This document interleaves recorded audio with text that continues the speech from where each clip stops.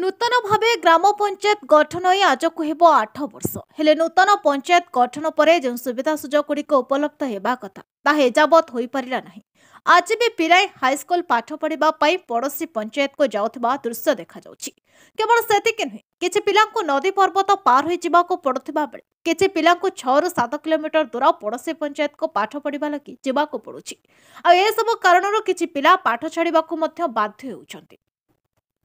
आज को 8 वर्ष हेब फुपगां ग्राम पंचायत भाग होई गठन हैला। आउ एक नुआ ग्राम पंचायत भालुकानाडी किंतु पंचायतवासी अभिलाष आज भी अधूरा रहिला। कहबाको गले शिक्षार अधिकार आईन अनुसार प्रत्येक पंचायत रे नवम और दशम श्रेणीर छात्र छात्री मानक पाठपढ़ा शिक्षा विभाग पक्षर उन्नीत उच्च विद्यालय खोलिबा पई रहिछि। किंतु तत्कालीन सरकार अवहेला लगी आज जाए पिलांक पई खोली पारला नहीं हाईस्कूल। तत्कालीन सरकार विधायक एवं सांसद को जणाइबा परे मध्य केही एई भालुकानाडीर कुरी छात्रक भविष्यत प्रति देले नहीं दृष्टि। ए भालुकानाडी ग्राम पंचायत रे रहिछि प्रथम श्रेणी ठारू पंचम श्रेणी पाठ पढ़िबा पई 2टी प्राथमिक विद्यालय एवं प्रथम श्रेणी ठारू अष्टम श्रेणी पिला माने पाठ पढ़िबा पई रहिछि 2टी उच्च प्राथमिक विद्यालय। वर्तमान 2टी उच्च प्राथमिक विद्यालय रे 50 ରୁ ऊर्ध्व छात्र छात्री पाठ पढ़ुछन्ति। तबे पंचायत रे दशम श्रेणी और नवम श्रेणी छात्र छात्री मानक पाठ पढ़िबा पई कोनोसी विद्यालय नथिबा बेले सेमानंको बे समदशा भोगिबाको पड़िबो, जाहाको नै चिंता व्यक्त करिसन्त अभिभावक एवं सरपंच। पंचायतवासी बहुबार भालुकानाडी पंचायत रे शिक्षा विभाग पक्षर नूतन उन्नीत उच्च विद्यालय खोलिबा पई दाबी करिबा परे मध्य शिक्षा विभाग पक्षर कोनोसी पदक्षेप ग्रहण करनथिबा अभियोग होइछि। तेणु वर्तमान सरकार एथिप्रति दृष्टि देई भालुकानाडी ग्राम पंचायत रे उन्नीत उच्च विद्यालय स्थापन करिबे बोली आशा बांधिछन्ति। सरकारी उच्च माध्यमिक विद्यालय जामनगर आछि जेपी ट्रस्ट स्कॉलरशिप एग्जाम को 2-3 दिन पूर्व हुआ जाइतिला एवं आम से प्रिपेयर होती जो आर्थिक अवस्था ठीक नहीं से एग्जामटा देकिना जिला स्तर को जाइए सार आमको साहाय्य करेंगे और जहाँ आर्थिक अवस्था ठीक नहीं ताको जे भल कर सार ठीक करेंगे और आम स्कॉलरशिप टेस्ट देचु भल लगी इजी क्वेश्चन इजी आसाला आम आशा कर समस्ते भल देते ताकर ना हूँ जयदेव परिड़ा एवं आम स्कूल को जाती सब विषय कहते आम तरफ बहुत बहुत धन्यवाद और ये क्विज एग्जाम रे जीके आसला एवं मैथ विषय आसला। मो प्रज्ञा पट्टनायक मो सरकारी उन्नीत उच्च विद्यालय स्वामी विवेकानंद छात्री मु 10वीं श्रेणी पढ़े। आज जेपी ट्रस्ट तरफ सर जयदेव परिड़ा सर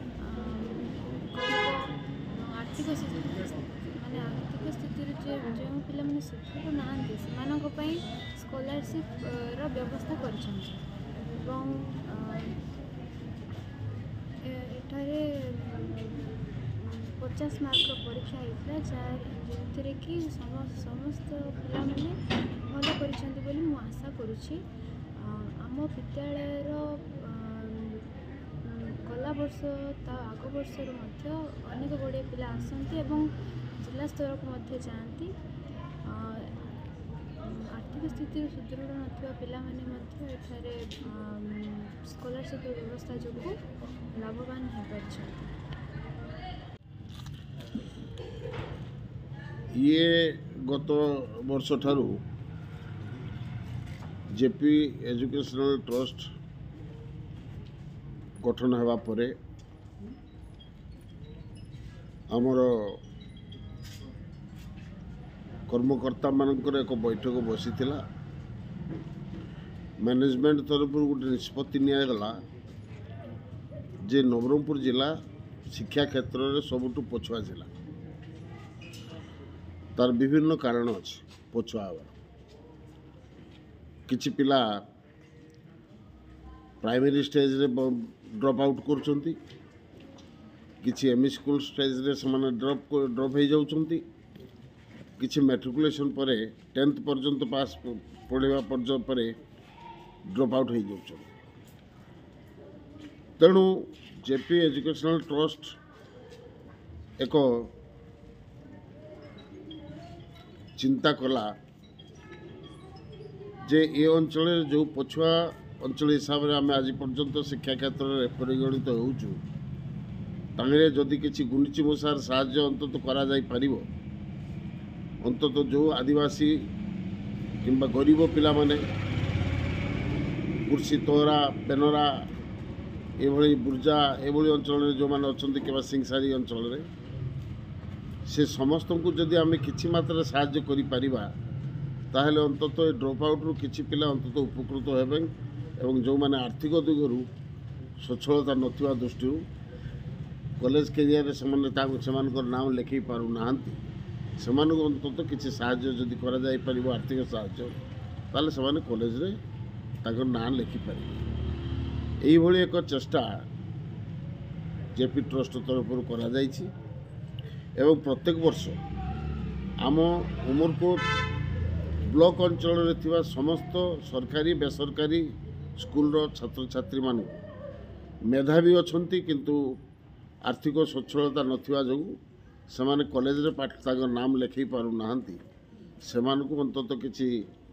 ସାହାଯ୍ୟ ଆର୍ଥିକ ସାହାଯ୍ୟ କରିବାର ଉଦ୍ଦେଶ୍ୟ ରଖିକରି ଏକ ସ୍କଲାରସିପ୍ ଘୋଷଣା କରାଯାଇଥିଲା ଜେପି ଟ୍ରଷ୍ଟ ନାଁରେ ଏବଂ ତା'ର ଏହି ସୁଯୋଗରେ ଅନ୍ତତଃ ଗତ ବର୍ଷ ବୋଧେ 80-85 ପିଲା ପରୀକ୍ଷା ଦେଇଥିଲେ ସେମାନଙ୍କ ଭିତରୁ ପ୍ରାୟ କେତେଜଣ ପାଇଥିଲେ ପ୍ରାୟ 6 ଜଣଙ୍କୁ ଦିଆହେଇଥିଲା ସିଲେକ୍ଟ ହେଇଥିଲେ ଏବଂ ସେମାନଙ୍କୁ ସମସ୍ତଙ୍କୁ ଆର୍ଥିକ ସାହାଯ୍ୟ ପ୍ରାୟ 15,000 ଟଙ୍କା ଲେଖା ସମସ୍ତଙ୍କୁ ଚେକ୍ ଆକାରରେ ଦିଆହେଇଥିବ ସେମାନେ କଲେଜରେ ନାମ ଲେଖାଇଲା ବେଳକୁ ତାକୁ ଏନକେଜ୍ କରିକିରି ସେମାନେ ତାଙ୍କର ନାମ ଲେଖାଇବାରେ ସାହାଯ୍ୟ କରି ଆସିବେ। ଏଥର ମଧ୍ୟ ଠିକ୍ ସେଇଭଳି ପ୍ରାୟ 112 ଜଣ ପିଲା ଆଜି ସ୍କଲାରସିପ୍ ପରୀକ୍ଷା ଦେବାକୁ ବିଭିନ୍ନ ସ୍କୁଲରୁ ଆସିଥିଲେ ସେ ସ୍କୁଲମାନଙ୍କରୁ ସେମାନେ ସିଲେକ୍ଟେଡ଼ କରିକି ପିଲାମାନଙ୍କୁ ଗରିବ ପିଲାମାନଙ୍କୁ ଯେଉଁମାନେ ଆର୍ଥିକ ଦୁର୍ବଳତା ସ୍ୱଚ୍ଛଳ ନାହାନ୍ତି ସେଇଭଳି ପିଲାମାନଙ୍କୁ ପଠାଇଥିଲେ ସେମାନେ ଆଜି ପରୀକ୍ଷା ଦେଇଛନ୍ତି ତା'ର ରେଜଲ୍ଟ ବୋଧେ ଜାନୁଆରୀ 1st ୱିକ୍ 2nd ୱିକ୍ ଭିତରେ ବାହାରିବା ପରେ ତାକୁ ଫେବୃଆରୀ ଜେପି ଟ୍ରଷ୍ଟର ଯେଉଁ ଫେବୃଆରୀ ମାସରେ ଯେଉଁ ଫଙ୍କସନ୍ ହେବ ସେ ଫଙ୍କସନ୍ରେ ସେ ପିଲାମାନଙ୍କୁ ଏଇ ଚେକ୍ ଆକାରରେ ଆର୍ଥିକ ସହାୟତା ପ୍ରଦାନ କରାଯିବ ସେମାନେ ସେ ପଇସା ନେଇକରି ଅନ୍ତତଃ କଲେଜରେ ଯେତେବେଳେ ଆଡ଼ମିସନ୍ ନେବେ ତାଙ୍କର ସେଥିରୁ ସେ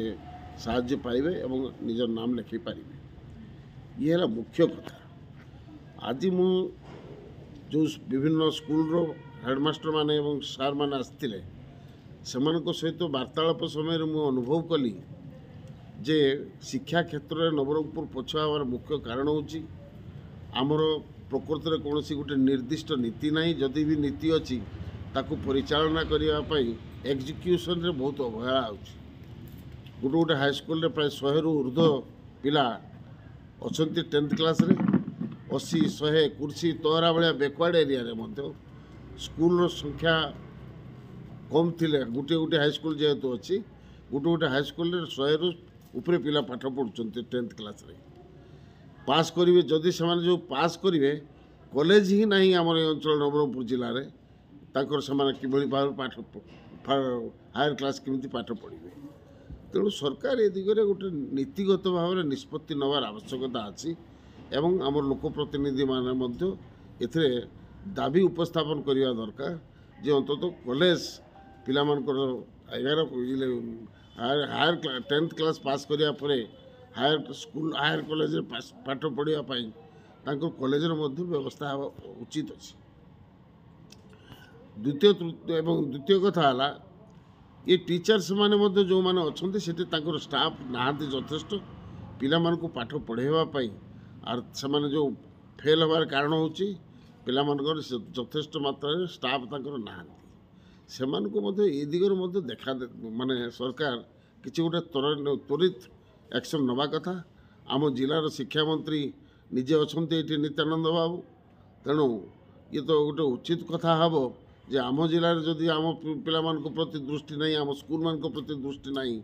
ତାହେଲେ ଓଡ଼ିଶାରେ କି ଦୃଷ୍ଟି ଦେବେ ଇଏ ସେଥିପାଇଁ